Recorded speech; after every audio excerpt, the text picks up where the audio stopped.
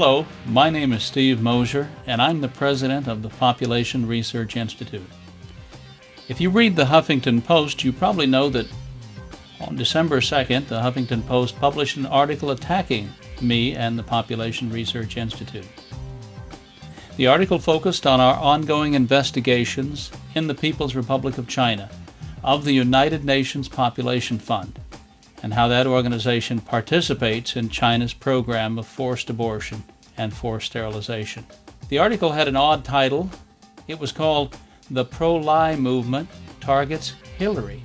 It didn't say the pro-life movement, it said the pro-lie movement, calling everyone who is concerned about the right to life a liar, especially us. They called us President Bush's fanatical base. That's a quote.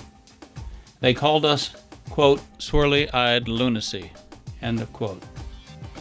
I don't know quite what a swirly-eyed lunatic is, but I don't have any of them working in my office for me.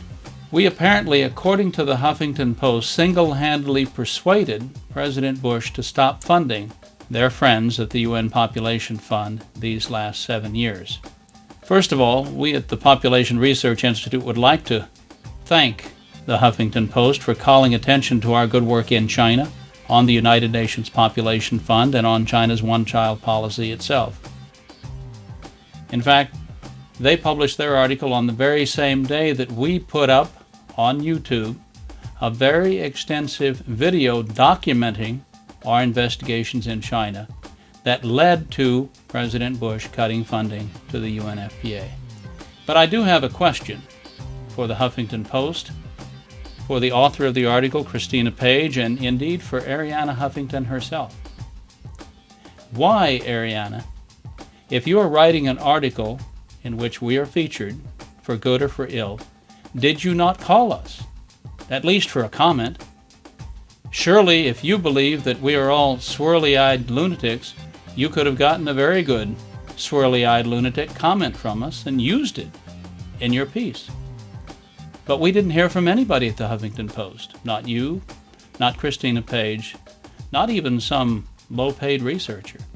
You just published the article without checking with us, and that meant you published it without checking the facts.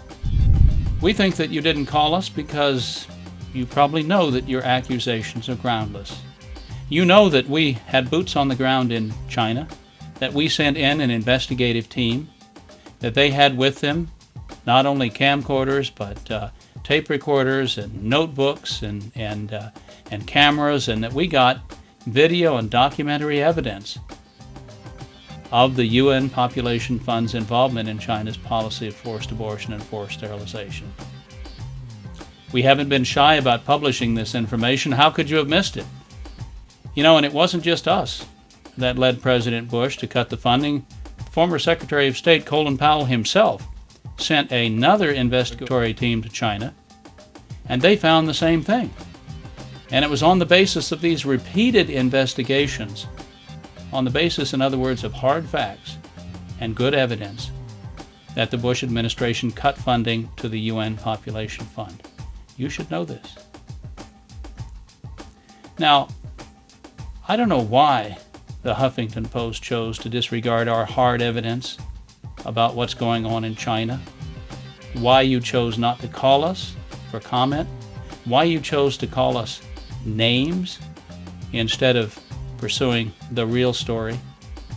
The real story here is that a UN agency is out of control, that a UN agency is violating its own standards, that a UN agency, instead of abiding by the right of parents to decide for themselves the number and spacing of their children, is actually cooperating with and enabling a regime that denies that right to Chinese parents. I propose a new name for the Huffington Post. I suggest that we call it from now on the Puffington Post, since they're busy writing puff pieces for the UN Population Fund, not to mention for the People's Republic of China. Arianna, your readers deserve better.